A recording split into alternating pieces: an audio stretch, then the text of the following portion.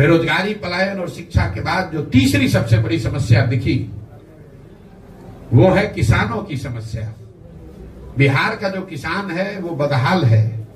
हम लोग यहां से बैठकर पंजाब और हरियाणा के किसान की बात करते हैं।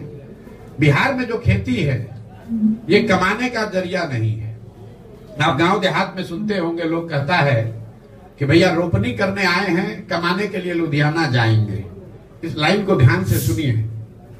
लोग क्या कहते हैं कि हम रोपनी करने आए हैं, कटिया करने आए हैं, लेकिन कमाने के लिए लुधियाना जाएंगे, कोयम्बटूर जाएंगे। क्यों? क्योंकि उसको भी मालूम है कि खेती से कमाई नहीं है। यहाँ खेती खाने का जरिया है, कमाने का जरिया नहीं है। खेती की जो बदहाली है यहाँ, उसके 3 कारण है। पहला कारण है बिहार में भूमि सुधार का लागू न होना। बिहार में समाजवाद की राजनीति हुई है, सामाजिक न्याय का नारा लगा है, लेकिन आपके जानकारी के लिए बता रहा हूं, यहाँ 75 वर्ष में बिहार देश के उन चंद राज्यों में है जहां भूमि सुधार को लेकर कोई काम नहीं किया गया। नतीजा ये हुआ कि करीब करीब 1/3 जमीन, इसको याद रखिए, 1/3 जमीन का मालिकाना हक बिहार में डिस्प्यूटेड है। लोगों को पता ही नहीं है कि जमीन का मालिक है कौन। जो मालिक है वो कहीं ना कहीं उसके जमीन के कागज में दिक्कत है, उसका रसीद नहीं कट रहा है, उस पर उसको लोन नहीं मिल रहा है, उसको बेच नहीं सकता है, तो जमीन की प्रोडक्टिविटी कम हो गई। दूसरी जो बड़ी समस्या है, और अभी सरकार ने जो सर्वे का काम शुरू किया है, अभी मैं आपको एक भविष्यवाणी कर देता हूं, 6 महीना में ये जमीन के सर्वे से इतना समाज में भूचाल बवाल खड़ा होना है, क्योंकि जो भ्रष्ट व्यवस्था है, पूरा जो राजस्व भूमि सुधार का विभाग है, उसके पास ना सुविधा है, ना उनके पास संसाधन है, ना उनके पास ज्ञान है। पूरी जो राजस्व की व्यवस्था है, एक अंचलाधिकारी, उसके साथ 2-3 कर्मचारी, और उस कर्मचारी के साथ जुड़े हुए 5-7 अटर्नी जो कि विशुद्ध तौर पर दलाल हैं, यही लोग चला रहे हैं। आप अंदाजा लगाइए कि जब जमीनों का सर्वे किया जा रहा है, इसमें कितने बड़े पैमाने पर हेर फेर और गलती होगी, और इससे समाज के कितने लोगों को परेशानी होगी। आप देखिएगा, अगले साल मार्च आते आते बिहार के हर गांव में सैकड़ों लोग अपनी जमीन के मालिकाना हक को लेकर अदालतों के और सरकारी अफसरों के पीछे, ऑफिसों के में चक्कर लगाते नजर आएंगे। ये बड़ा मुद्दा बिहार में बनने वाला है। दूसरी जो किसानों की समस्या है वो जल का कुप्रबंधन। यहाँ जो विभाग है उसका नाम है जल संसाधन। ये सबसे ज्यादा लूट वाला विभाग है। आप लोग को बता देते हैं, बिहार में हर विभाग में चोरी है, कोई ऐसा विभाग नहीं जहां चोरी नहीं है, लेकिन जल संसाधन से ज्यादा चोरी कहीं नहीं है। अगर आपको एक मजाक की बात बता देता हूं, यहाँ गठबंधन का सरकार चलता है, सब विभाग का बंटवारा होता है, लेकिन जल संसाधन का बंटवारा आज तक नहीं हुआ है। जो मुख्यमंत्री रहता है उसी के पास जल संसाधन रहता है। क्यों? दूसरे विभाग में चोरी कीजिएगा तो उसका कुछ निशान पीछे छूट सकता है, पकड़ में आ सकता है। ये ऐसा विभाग है जिसमें खुद ही से आप बाढ़ लाते हैं, खुद ही से पैसा लुटवाते हैं, खुद ही से सूखा की स्थिति पैदा करते हैं, और चोरी करके फिर अगले साल फिर नया कार्यक्रम बनाते हैं।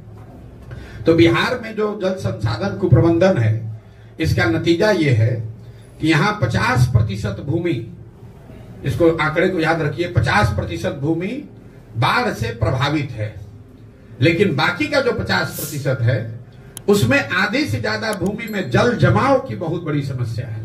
ये आपको शायद दक्षिण बिहार में इतना नहीं दिखेगी, लेकिन जैसे ही आप तराई के जिलों से नीचे आएंगे, जो तराई के जिले हैं नेपाल से लगते हुए, वहां पर जल जमाव की समस्या उतनी नहीं है। दोनों चंपारण, सीतामढ़ी, मधुबनी, सुपौल, अररिया में उतना जल जमाव की समस्या नहीं है। लेकिन जब आप गोपालगंज जाएंगे, सिवान जाएंगे, सारण जाएंगे, समस्तीपुर जाएंगे, खगड़िया जाइएगा, बेगूसराय जाइएगा, दरभंगा जाइएगा, यहाँ कोई ऐसा पंचायत नहीं है जहां 2-4-5 हजार एकड़ जमीन जल जमाव से नहीं प्रभावित है। एक बार पानी आ गया, वो पानी निकलता ही नहीं है। और तीसरी जो बड़ी बात है, जो दक्षिण बिहार के लिए भी ज्यादा जरूर समझने वाली बात है, बिहार एकमात्र ऐसा राज्य है जहां पिछले 10 साल में सिंचाई वाली भूमि की मात्रा 11% से कम हो गई।